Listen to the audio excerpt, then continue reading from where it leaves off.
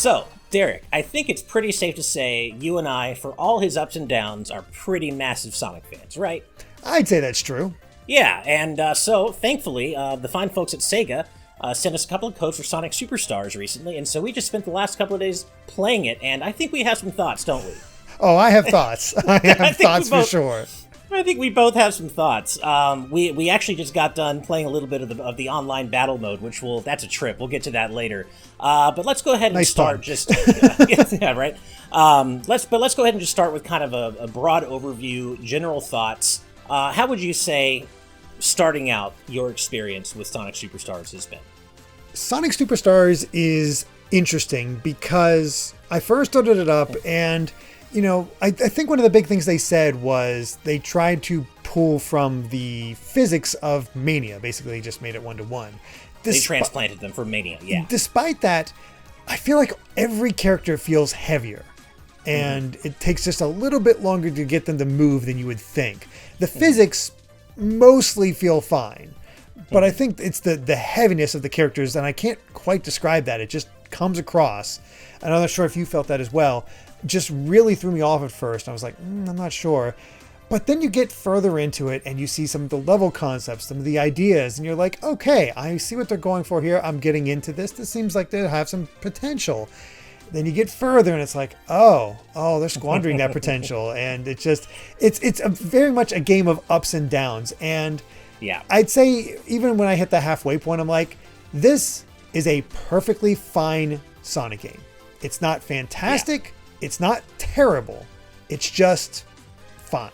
Like, it is completely inoffensive. I think, I won't say completely inoffensive, but we'll get to that. There is that aspect. Yeah. That is true. But we'll get to that a little later. And speaking of, just so you know, there will be no spoilers for now. And then at the very end, we are going to talk about some spoilery stuff. But I, of course, will give you plenty of time to nope out before, we start doing that if you don't want to know about spoilers. So, with that said, I think I'm pretty close to where you're at. The physics, I agree. At first, they felt, in a weird way, a little heavier than what I was expecting. But the more I played, the less I actually felt that way. And for me, what it was specifically was that spin dashing feels just a little bit slower than I would have expected. Yeah. Yeah, and drop dashing too. Spin dashing and drop dashing all feel a little bit slower than I expected. But not that much, and I gotta say, the more I played the game, the more the physics felt really, really pretty close to 1-to-1 from Mania to me. It really does, despite the art style, obviously being 3D, I think we can both say pretty confidently that don't worry, this doesn't play like the classic Sonic stages in Sonic Forces or Sonic Generations. Nothing like that. Or Sonic 4 or anything like that. Or Sonic 4, definitely. This is a true, like, the physics are true to the 2D Sonic games you know and love, like Mania, 3 and Knuckles 2, so definitely don't worry about that. And, I agree, there are a lot of really interesting level concepts here. Really, really cool zones. I love Sky Temple. That was a really cool idea. And Sand Sanctuary is great. And I mean, Lagoon City kind of reminding me of that one level from Sonic Rush, I think it was. It was like water. Yeah, I can't remember which one. And there are so many cool gimmicks in all these levels, right? Like, I thought that there's some really, truly inspired stuff here. For example, Sky Temple, later on in the level, there's like a whirlwind. It kind of reminded me of the Sonic Adventure stage, Windy Valley. Yes. You get caught up in a tornado, but it's like a 2D version of that, and that's really cool. There are a lot of really inspired concepts here, and I think if you were worried, I think like a lot of us were, about Arzest being involved, and maybe, they don't have the best history, but as we know, they're also working in tandem with Sonic Team, and I gotta say, these are not just hold right to pass the levels, no creativity, nothing like you're basically automated getting through the levels. It's not like that. There's some really inspired design here, I would say, right? Oh, absolutely. And the levels are big. And one of the things right off the bat, maybe it's just me because I took my time a little bit more, explored it a little bit more, but I felt like on average, at least the first time through, most levels took me about 4 to 6 minutes to beat. Some of these levels get really long. They're chunky levels, and there are multiple pathways, like exactly what you'd want and expect from 2D Sonic levels. Multiple pathways to explore. Of course, you're rewarded for staying toward the top if you can, because they're typically more streamlined, more rewarding paths if you are able to stay toward the top. But you can take multiple different pathways through the levels. There are multiple gimmicks in each zone that are completely unique to that zone. And yeah, like you said, they're long. I mean, even though it's a 2D Sonic game, which means the runtime isn't super long overall, you're not going to be blasting through these stages super, super quickly. Like, these are pretty long. I mean, and certainly toward the end, I would say I was taking, at least my first times through, like upwards of 7-8 minutes, some levels. Even close to 9 or 10, even in the very last levels, I would say, my first time through. And fortunately, there's no penalty for, getting to 10 minutes in this game. There's basically kind of really no penalties in general. One of the things I noticed that I like is that they removed lives entirely. Yeah. And that's a good thing, because this game sometimes, whether it's fair or not, can pose a pretty stiff challenge. Yeah, there's definitely, like, it took a while to get that challenge. I wasn't really feeling it for quite a while, but you get to that last third quarter of the game, and all of a sudden it's like, all right, kid gloves are off. We're going to, it's time to kick your butt. It's like, oh, where was this?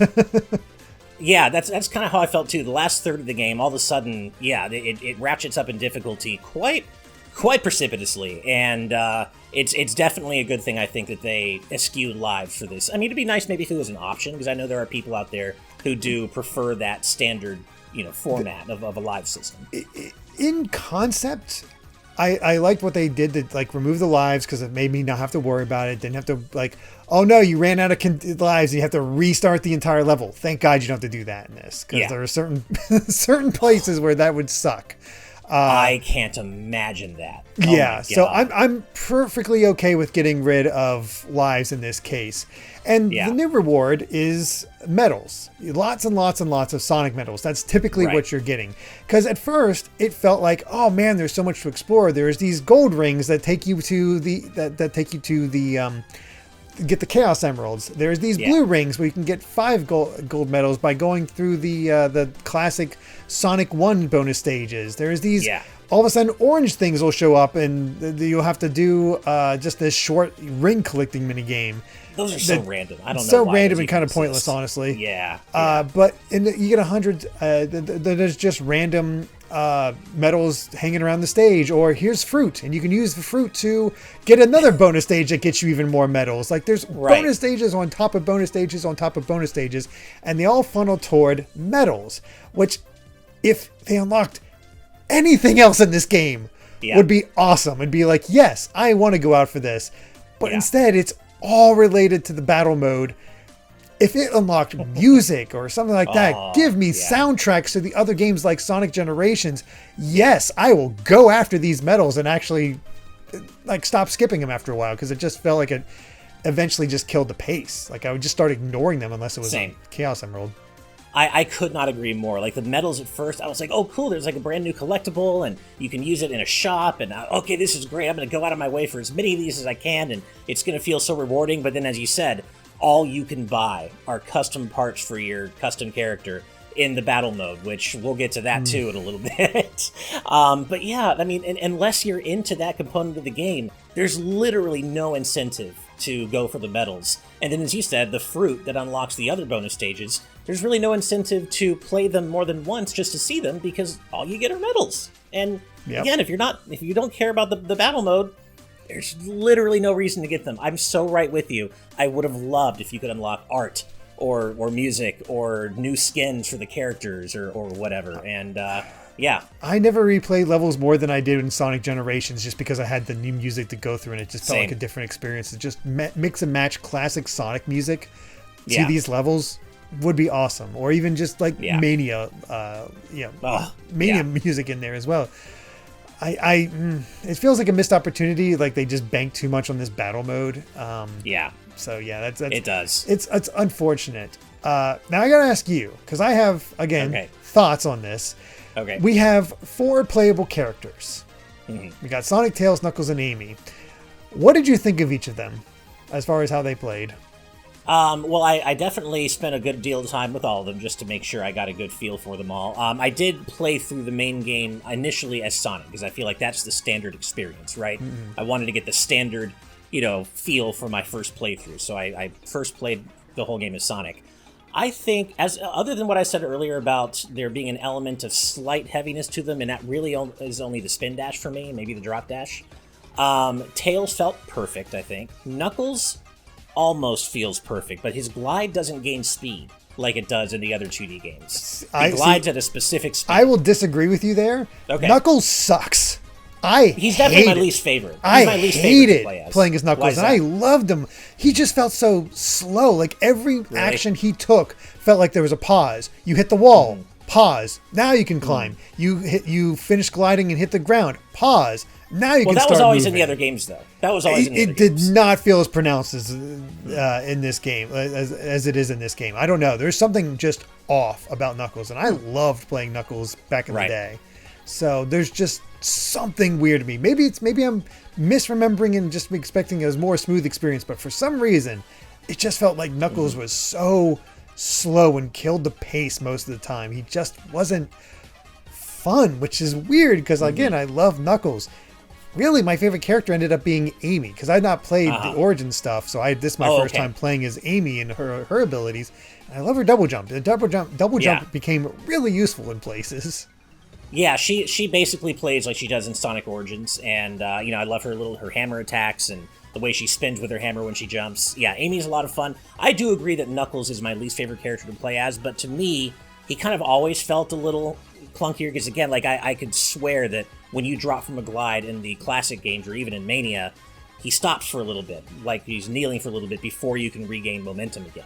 Maybe. And so I don't know. He feels pretty similar to me, except for the fact, like I said, the glide. He doesn't gain speed. Like, he can get really fast if you glide for long enough in the classic games. That's true. But in this, he just has a standard speed that he turns around the same. He has kind of that slow turn if you try to turn around. Turn is fine. Like, it's... Yeah.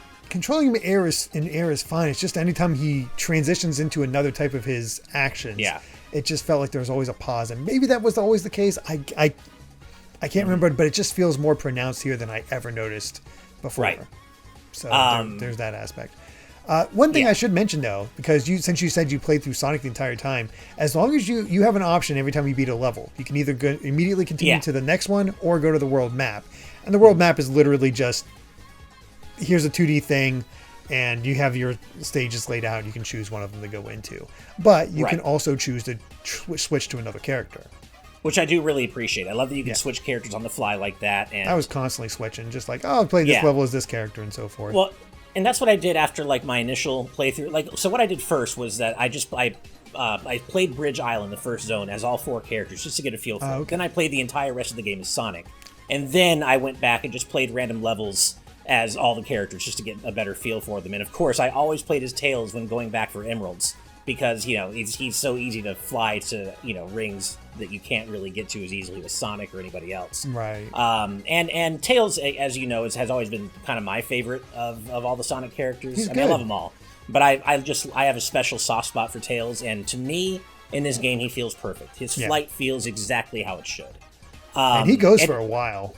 He does. He goes for quite a while. Pretty nice. And yeah, so I'm generally pretty happy with how all the characters feel. You did mention something that I want to touch on, though, a little while ago, which was you started skipping the special stages and stuff once you didn't need an emerald because the medals served no purpose. But another reason I started skipping the 3D special stages, at least, is because they suck. These are some of the... This might be the worst 2D Sonic special stage ever. I think it's like... I mean, I don't know. It's not as fun as the half-pipe. It starts out brain dead easy, and then you get to the 5th one, and all of a sudden it's like, all right, now you just got to figure it out. And the only tip I'll give that I got that, finally got the 5th one. I had 4, 5, 6 attempts until I finally got it. And then I couldn't find a single other one, so I've yet to collect all the emeralds.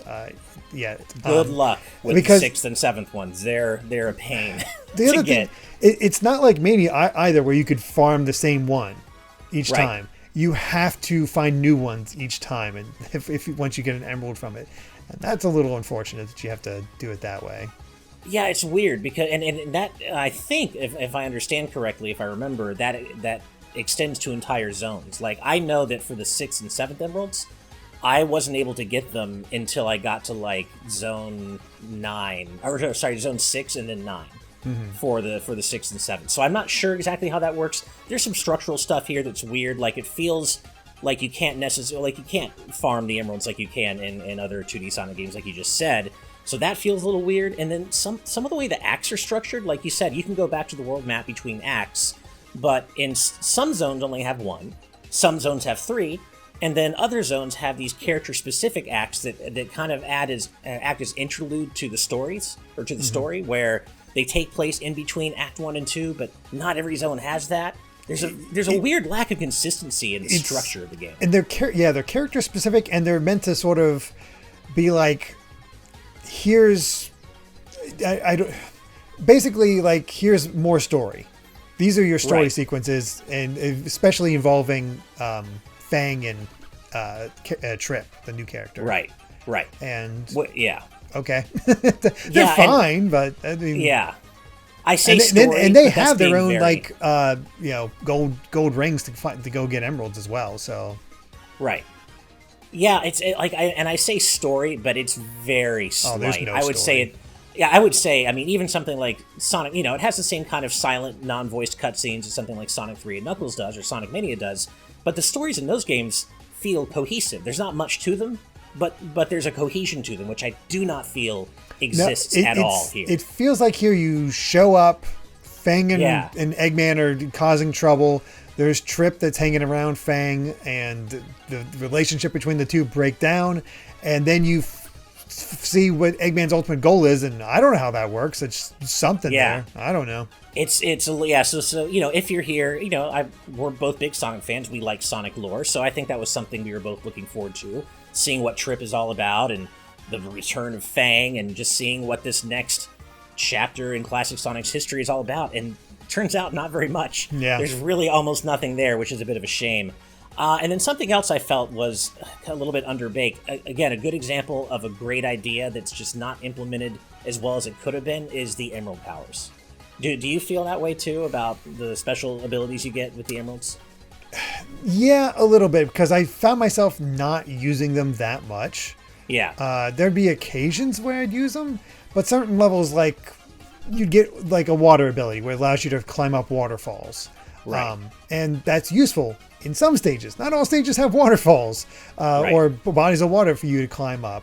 And a lot of them are just like, here's vertical movement in a lot of cases, or here's hidden stuff, and it's just more rings. And that's the thing, because it's just leading you to more medals or rings. Who cares? The bullet power is kind of cool because you can mid-air dash for a limited time, true. Over and over again, which is kind of cool. But again, I never really need them, or I didn't feel like I ever really needed them outside of when the game actually recommends that you use one. Yeah. Like you'll get a little icon that pops up where the game's like, oh, maybe use this power here, and it'll be useful. And that's true. And I'm glad that the game reminds you to do that, because otherwise I would forget. I don't think I'd use them at all. It kind of reminds me in a weird way of the double gear system for Mega Man 11.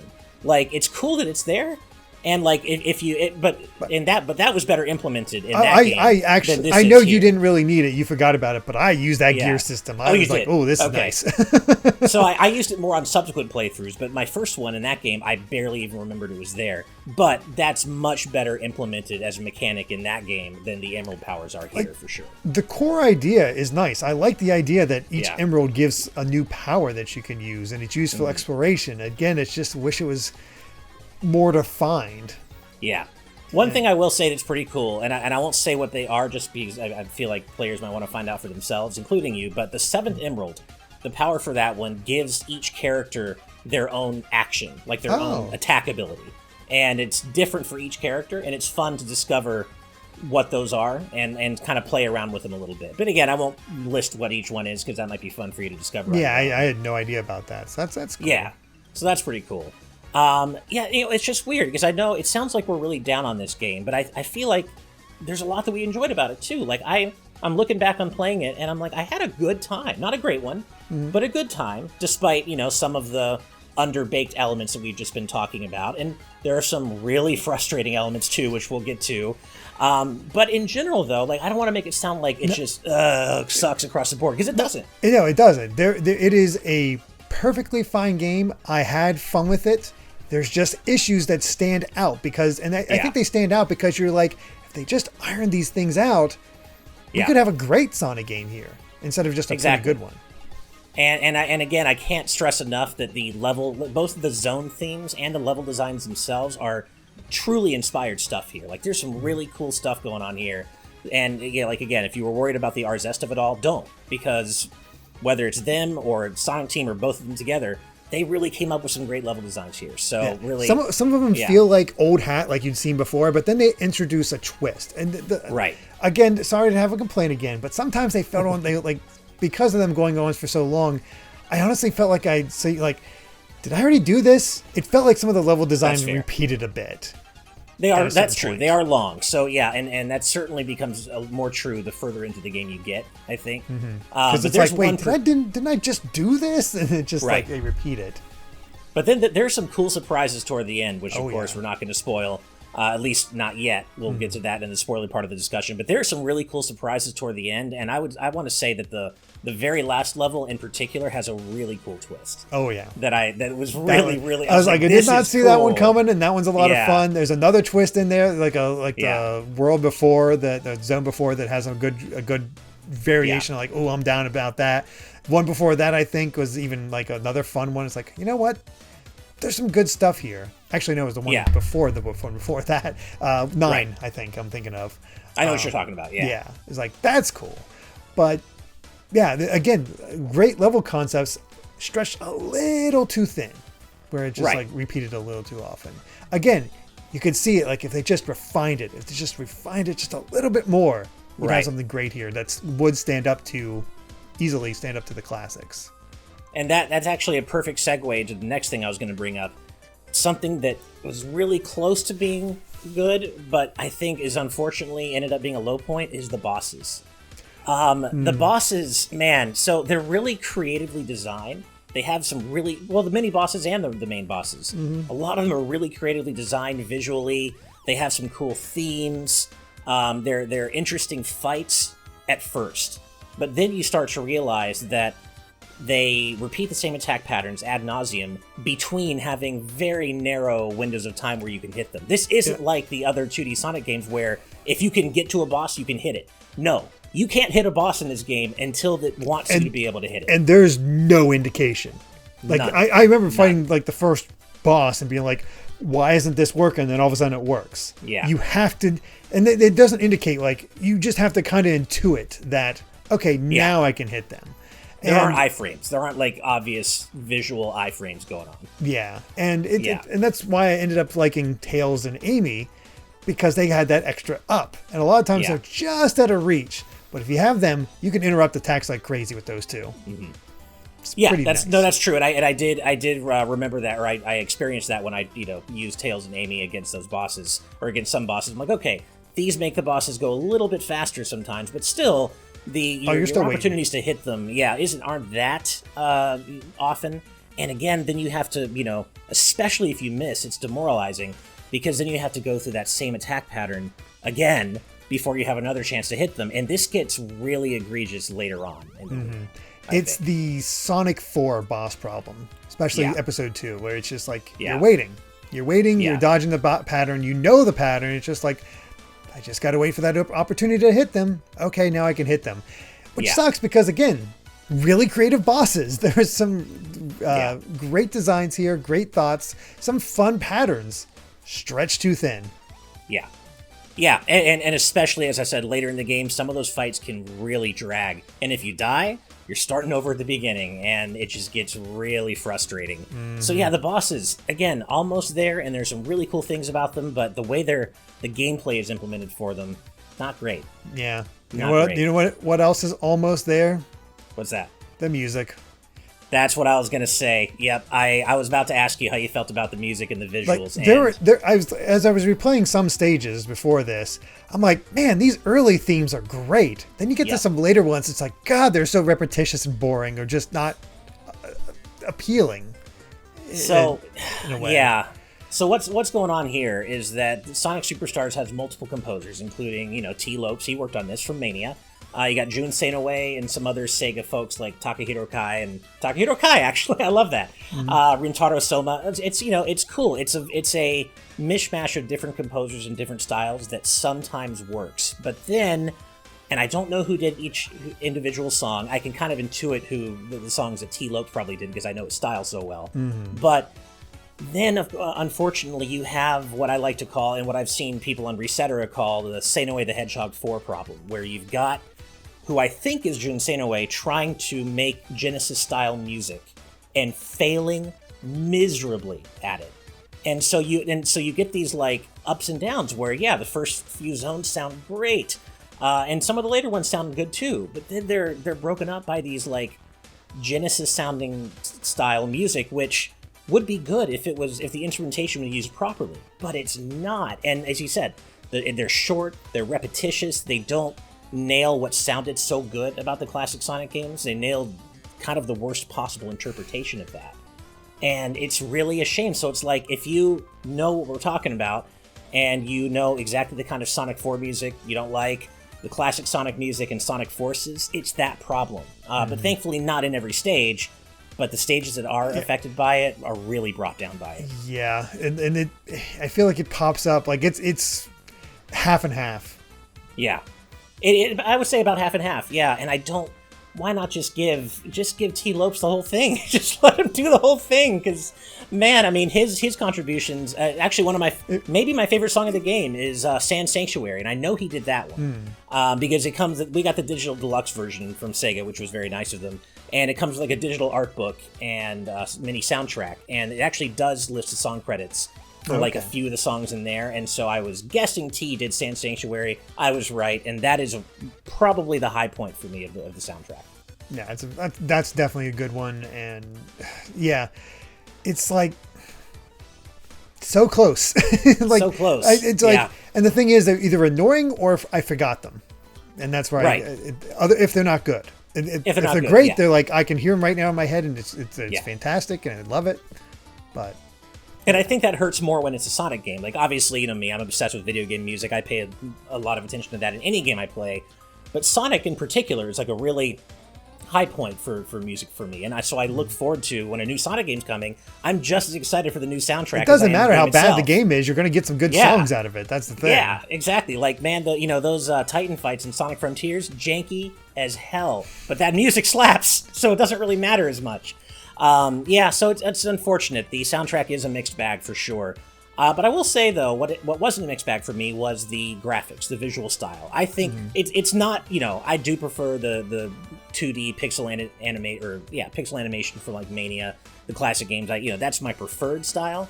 But this game has a really clean, vibrant overall look to it that maybe isn't gonna blow you away, and it's not going to be something you remember years and years from now, but when you're playing it, it just looks clean, and it's super smooth. I only noticed a few frame drops here and there, and usually during like special things happening at a stage, like set pieces. And we should note that we played the PS5 version. That's the version they sent over. We should. Then I think we've heard from other people who have gotten the Switch version that it's actually pretty comparable. I have. That's my understanding as well. Apparently, it runs pretty smoothly on Switch too. I have heard reports, unfortunately, that there could be some pretty severe bugs in the Switch version that I certainly didn't experience in the PS5 version. And I'm guessing you didn't have any major... No, I didn't have any bugs at all. Yeah, I noticed a few minor visual glitches, like certain textures popping in and out, background elements doing weird things, but that was very rare. And the only time I saw anything glitchy was when we played Battle Mode, and then your character went across the finish line acting like they were still sliding down something. That's so funny. It's very funny.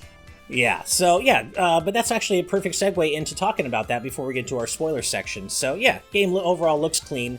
But there's that battle mode. Real quick, quick thoughts on the visual styles. I've seen some people compare it to the new Super Mario Brothers version of Sonic. Oh, yeah. It's better looking than that. I think it has more visual identity than the new Super Mario Brothers, because everything was flat there. Things don't feel flat with Superstars, and the character designs work. And that's a really good point. And the colors are extra vibrant. I would say they're really vibrant look to it. And what's cool is that in a lot of levels, there are multiple layers of scrolling and that your character can actually travel on, so that you'll like go from the foreground to a further background layer and back, and back and forward, depth of field, which is really cool and makes the visual style stand out that much more and make it feel like it was designed for this game in a gameplay sense as well. So graphics I think are generally a pretty high point. So that battle mode, I think it's fair to say not really a high point, huh? No, so this is what you're spending all your coins on, so you can unlock customized parts so you can look different from everybody else. And you have 3 modes, 3 levels. You have 8 players teaming up. If you don't have enough, the 2 of us just played together, and then it filled in with 6 bots. And you have what do they call it? Like a shot mode or something like that? A zap mode, where you collect boxes that allow you to send out little zaps of light, and you're just shooting at each other. Like you have different levels that are randomized, and you shoot at each other, and there's that. The second one is kind of a wavy level, and you're trying to get the most stars. You take a hit, you lose a star, and who has the most stars at the end wins. Yeah. And then finally an actual race, which is the most fun. By far. Aspect of this, because the others are just like, this is dumb. That's just all I came away.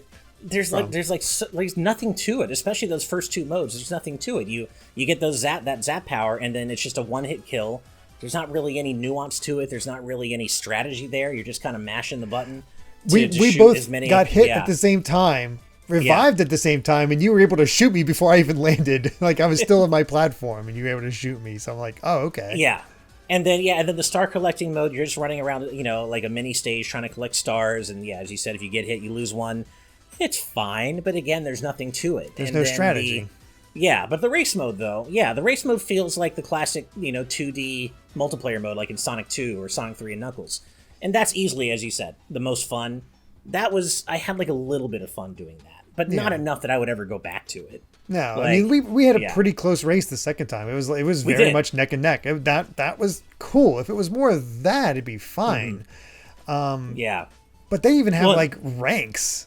You can rank up in this and like I guess unlock more stuff, which is like I don't know why you would ever want to. And it's like, even if you like the race mode, which we kind of did, there are no options for the battle mode. You can't choose rules. You can't choose game types. So you can't choose levels. You can't even choose the stages you get on. So we played a few rounds and we got more we only got the same 3 game types. We got more than 3 different stages, which I guess is kind of cool. But like at the same time, if you only like one of the game types, you should be able to set up like a room which is all races and like choose your number of rounds, choose your stages. You can't do any of that. And it's like, if you're not going to, if it's going to be so half-baked, why really even include it? And things are expensive. Like you need a lot of medals to get a lot of these parts. You unlock more as you play through the story mode. And the thing I discovered as I was customizing is I bought like, oh, okay, there's paints here too. I'll buy blue. I have enough. I got most of the parts for Metal Sonic, and I got blue so I can paint them, like make them look like Metal Sonic while I'm racing. Yeah. Forgot to equip it, but there you go. But when I did go to customize and get it all set, I'm like, okay, I have blue spray paint, thinking I always have blue spray paint. No, you only have one use. You have to buy it. It's 10 coins each time in order to use that blue spray paint and paint everything with what you want. Yeah. Why? Yeah. Why would you? Yeah. It's implemented in such a strange way. It's just like we were talking about earlier. Just there's a lack of consistency in the way, and a certain strangeness in the way certain things are implemented that doesn't feel like it should be there.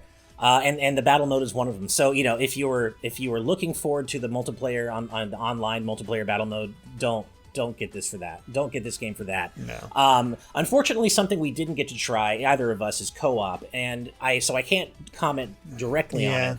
But unfortunately, I have heard, from like on Twitter and such, that it's a mess, especially with 4 players. Like this is not the kind of game you want to play 4 players. Apparently, it's very glitchy. It's not at all fun. The levels don't feel designed for it. Again, this is all just what I've heard.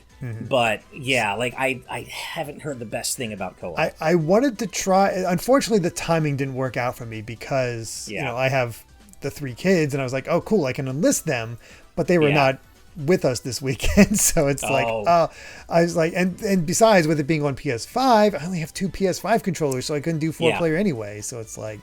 Yeah, so we didn't get to play co-op, unfortunately. There are other reviews and such out there that you can probably find if you want specific information on that. But yeah, I haven't heard very good things. So in general, I would say don't look at buying this for the multiplayer elements, whether they're offline or online. You're getting this for the main story mode, the main campaign. But that does lead me to kind of another point, which is the price point. This is a $60 game, and now I know there are people out there who are like, "Oh, 2D platformers should never be $60." That's not true. I don't agree with that at all. However, the amount of content in this game specifically, the main story mode isn't that long, and I don't know that it's a $60 game. I mean, it's really hard. Yeah, it's hard to say. There is extra content. They do have the time attack mode if you care about that sort of thing. Yeah. But they are really banking on this battle mode, and yeah, 50. I feel like 50 is a bit more fair, not 40. Yeah. But 50 feels a bit more fair. But this is also Sonic. He goes on sale quite often. If you want to get it at a cheaper price point, just wait. There's a lot of other games coming out this week, and I'm going to say pretty confidently this is not the pinnacle of those games. So if you're willing to wait on your Sonic, and trust me, if you're worried about spoilers, you're not going to get. There's nothing too major spoiler wise other than level concepts. Yeah, I mean, I will say that if you're a really hardcore Sonic fan, I think the value. If you just know you love 2D Sonic, even if it's not the best 2D Sonic game out there, then you're going to have a good time, and the price point is justified. But I think in general, if you're a more casual Sonic fan, maybe it's better to wait. That said, there is a second campaign that unlocks after you beat the main campaign, which is what we'll get to in the spoiler section. But it's a low point. Don't get the game for that. But yeah, so we'll get to that. But I think that basically is everything that we wanted to cover for the main part of this discussion. Is that right? Or is there I don't think there's really anything else to really cover. We've got the characters, all the graphics, the sound, all that stuff. And I think just across the board, it's at least for me, it is pretty good. Pretty good. Not great. It is so you can just see the elements for it to be pretty. It's like just give it a little bit more time in the oven, iron these kinks out. You can have a close to great game. But now it's fine. But I think if we were using like our own, when unfortunately it's something we haven't gotten to use that often, if we got to use our own review scale, I think I'm pretty much at a good vibes. But it's it's between good vibes and mixed, but closer to good vibes, I think. I'd agree with that. But it's funny. I talked to some friends who are also big Sonic fans, and I said, "It's okay, it's fine." And they were like, "You know what? After Sonic Frontiers DLC, I'll take it." So that is true. There is that. It is not janky Kaizo Sonic like Sonic. Well, there are parts of it, which I guess which I guess this is a good time to do that. Yeah. So yeah. Spoiler now we're going to warning. be talking about spoilers. So if you don't want spoilers, nope out right now. 5, 4, 3, 2, 1. Okay, spoiler time. That is the final boss is one of the worst final boss. Well, there are two kind of final bosses really, that are the worst final bosses I think I've played in recent memory or maybe ever. They're among the worst final boss fights I've ever experienced. I got so close because, time is limited a lot of times. I have other things I need to take care of. Yeah. And I keep dying and dying and dying. And the thing is, it's so slow. So, going to the final boss, of course, it's an Eggman fight. And you basically just have to hit a missile back at him. But you got to position it just right and find out where the missile is going to go. So you got to figure that out. That takes some time. And it doesn't always work out as far as that goes. But then, and that's not so bad. You know what? That's okay. And then he has a second form. Yep. Where it's side-scrolling, you're running from him, and he can instant kill you so easily. Yeah. If you screw up once. Because you're not just running straight from him. There's these hills, these blocks that you have to sort of time and jump over. And if you get caught up on them, it is very easy to get hit and insta-die. Right. And guess what? There's no checkpoint between the two forms. So nope, if you die, so you're going back to the lamppost right before the final boss in the final stage. And to put this clear, I think I was at the 6.5 minute mark when I reached the checkpoint before the boss.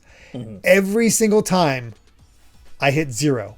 I was like 30 seconds before time ran out before I got to the second phase, and they would just continue and hit 0. I'm like, oh, I'm going to die. Am I just screwed? But then I wouldn't die. So I'm like, thankfully. Oh, okay. They just know this is just takes forever. Because, the countdown's over. You're still going. Yeah. I came very close to rage quitting against the second campaign's final boss because it is so badly designed and it is so cheap and so long. And if you had added a time limit element to that on top of everything, I think I would have noped out completely and just been like, I'm not doing this. I'll watch the rest. I'm not doing this, period. Because, yeah, I don't even... The fights are so long, and if you mess up once, you're sent back to the beginning. There are so many instant death attacks, and what's funny... Oh, good. Well, I wanted to compare this again because of it's the sweet spot attacks. Because if you compare it to like Sonic 2, where it's instant death, you hit once, you're back to the beginning. But you could speed up the Silver Sonic fight. You can speed up the Death Egg Robot fight. You can make like as you get better, you can definitely make it go faster. There is no way to speed it up. Yeah, there are these long attack patterns. They do the same attacks over and over again, just with little slightly harder variations the more you damage them. And then in between those attacks, you get a small window of opportunity. And if you miss it, you're going back through that attack phase again. And then if you hit them, great, but you're still going through it again because I think the last boss, the first form, I think takes six hits. And the second form takes six hits. Because I was like, it'll be like 3 hits because it'll be quick because I only have 30 seconds. So this makes sense. It'll be a shorter one, but a little challenging because it's instant death. No, you're going for the full 6 hits. Screw you. And then the last 1 or 2 hits, they introduce a new attack that if you don't see it coming, and you wouldn't because you haven't seen it yet, you're probably going to die the first couple of times. I got lucky, and I was always staying towards the edge because I just didn't trust this thing at all. I was just trying to stay away. Yeah. So I very fortunately missed it. And I was playing as Sonic for this fight because I was like wishing for Amy. I wanted Amy so bad, but I couldn't switch without having to redo the final level again. So Sonic it is. And then what's funny is that, is for as awful as that final boss fight is, as I said, there's a second campaign that unlocks once you finish the game. And that's called Trip's Story. And I say it's Trip's story. There's an intro and an ending. And that is it as far as cutscenes go. It's Knuckles. It's Knuckles from Sonic and Knuckles, where you're going through the thing again, and rather than fighting Eggman, you're fighting an egg robot, and other egg robots show up to mess with you during the levels. Except at least Knuckles has a bit of his own variation in his path through the game. Trip has none. No variation whatsoever, except that it's harder. It's the same game, but with harder. More enemies. And more enemies, more spikes. And the last third is pain to get through. It is absolutely awful. And she doesn't get her own cutscene. She doesn't get her own route. There's nothing new to see until the very, very, very end. And what's also weird about it is that, it doesn't really even... you never really even find out, is Trip's story, what I thought it was going to be, was the events leading up to the main game, where you learn how she came into contact with Eggman and Fang. It's not that. You don't even know if it takes place before or after. It's just her going through the same game again, and if you got all the emeralds in the main game, she already has all the emeralds too, and it's so underbaked. It's so weird. The best part about it is playing as Trip. Because Trip is a lot of fun, and you can play as her during the regular campaign as well. Once you beat the game, once you beat the game, you can play during the regular campaign, and she's a lot of fun. She's basically a combination of Amy and Knuckles, while taking away everything bad about Knuckles. I loved being able to climb walls because she just rolls onto her ball and just climbs up the wall. I'm like, oh, this is beautiful. I get to keep my momentum, and it feels speedy. This is great. She completely outclasses Knuckles. It's actually very interesting because it reminds me exactly of the saw wheel power from Sonic Colors, whatever that list is called. I thought it felt familiar, and I was like, that is what it's from. You're right.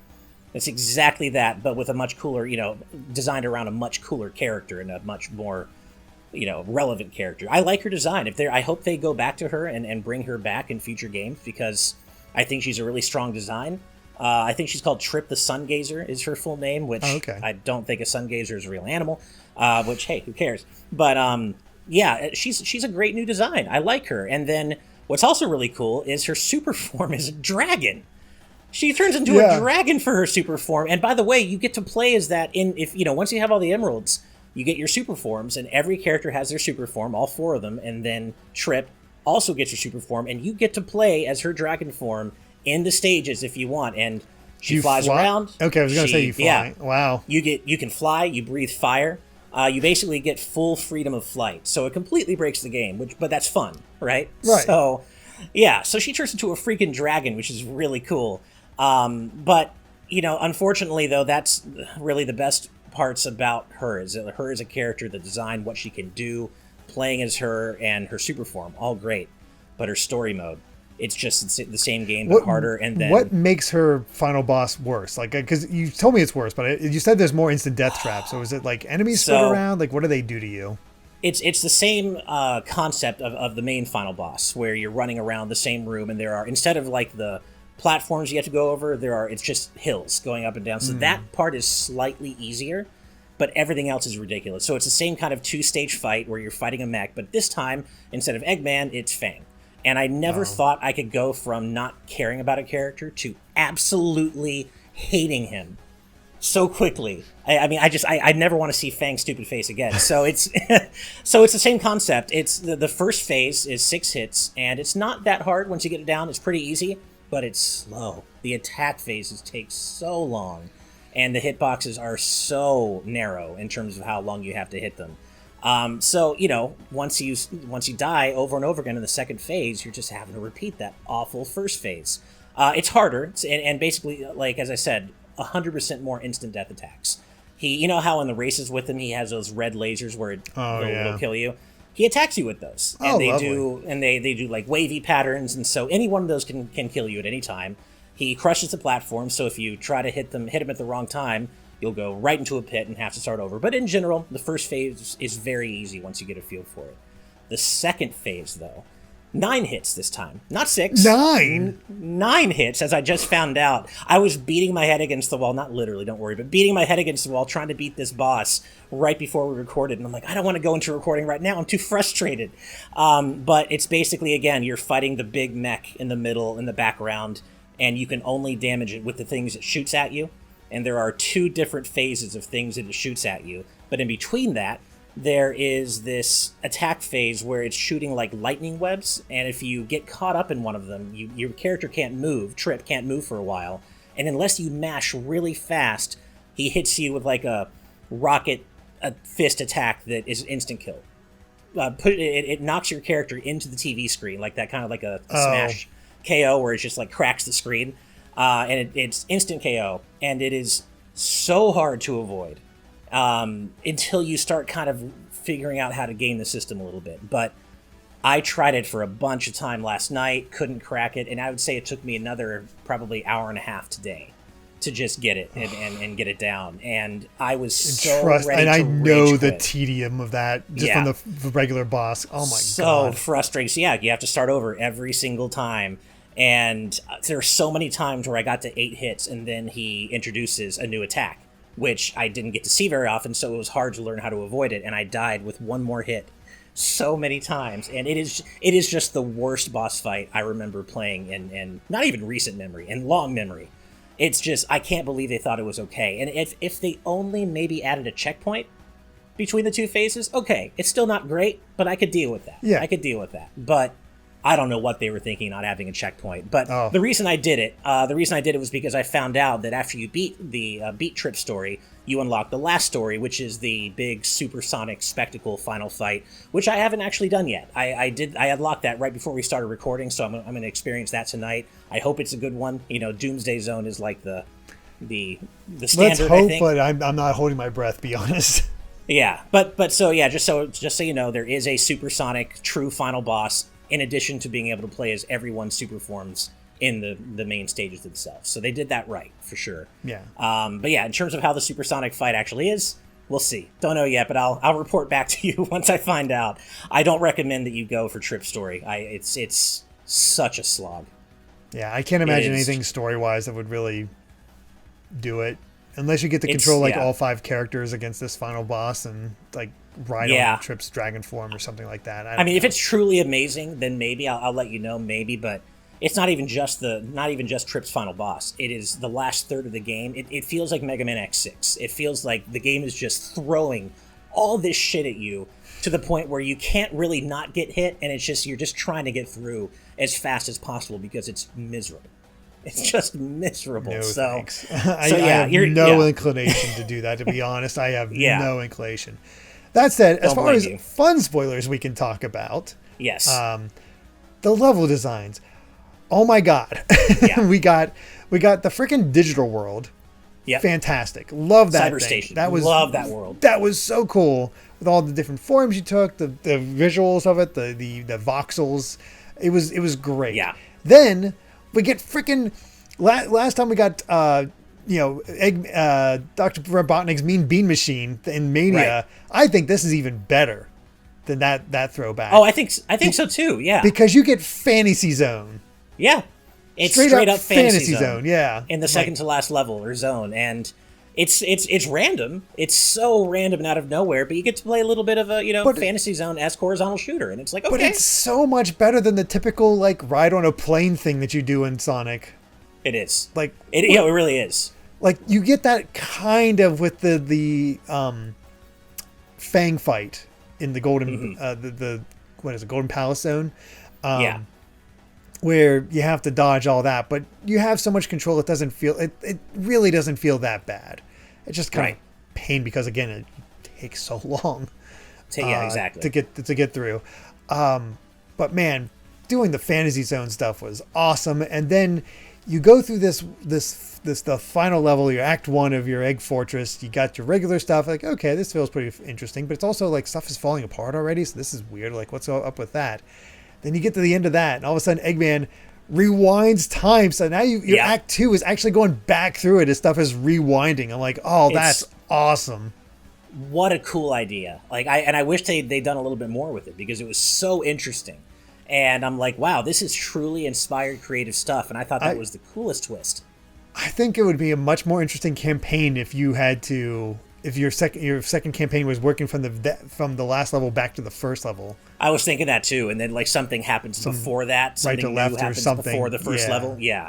Yeah, I wish they'd kind of gone all the way with it. Although, of course, that would have, increased the development load massively, I'm sure. No, I'm sure. But for a single level idea, it's fantastic. And I want to see more of that kind of stuff. But yeah, the later levels in general are really strong in terms of the twists they throw at you. And I agree. Cyberstation was a hugely high point. Love the Fantasy Zone shooter segment. So there's, again, as much as the low points are really low, like the final boss and stuff, I still feel pretty good about the game overall. I'm feeling generally mostly positive. Yeah, it's mostly okay. Again, even in those levels, there's the parts I'm like, only about like the zero gravity sections. Those are just okay. Yeah, they're just like, all right, fine, we got to do something a little different. But again, it's just more examples of really cool concepts that you wish they could do more with, or just have that. Like, man, just at this rate, just have a Sonic game filled with like if you need some way to change up the context a little bit and extend it, just pull from other Sega games. Have Sonic all of a sudden become Vector Man or Comic Zone or Golden Axe or Streets of Rage or whatever, and just do that. Why not? Sonic beat 'em up would be really interesting. I completely agree. And if this is the template for classic Sonic going forward, I'm okay with that. If they use this as a base and they iron out the rough parts and they polish it up for an even better game for a better game next time, it goes from good to great, I'm down with that. If they want to reuse the art style and this is what they're doing, I'd rather have a Mania 2, sure. But it's still a good standard going forward, I think. And if they clean up the rough parts, I think the next classic Sonic game, if it's Superstars 2 or whatever, could be really, really something special. It's just, this is a good starting point. But it could be better, but it's certainly not bad. Yeah, pretty much. So, it's not going to touch Mania or 3 and Knuckles. Don't go in expecting that. No. Definitely not. I don't think it touches Sonic 2 either. But it's still good fun in its own right. And if you're a hardcore Sonic fan, I think it's worth experiencing. It's fun enough. Wait for a discount. Yeah. But especially with the amount of content, and if you're not going to go for Trip Story, the amount of content, maybe you do wait for a discount for sure. But what's here is pretty good on the whole. So, yeah, man, we've been talking for almost an hour. We really got a lot out of this, didn't we? I told you I had thoughts. Yeah, no, for sure. Well, this ended up being a lot of fun. Do you have anything else you want to cover before we head out? Nope, I'm good. All right, me too. Well, thank you all so much for watching, as always. If you want to support us on Patreon, it would mean the world to us, of course. We have a patreon.com/gvgaming. But even if you can't do that, support us right here in the channel. Like and subscribe. Every little bit truly does help, and we really appreciate you. So we'll see you next time. Bye.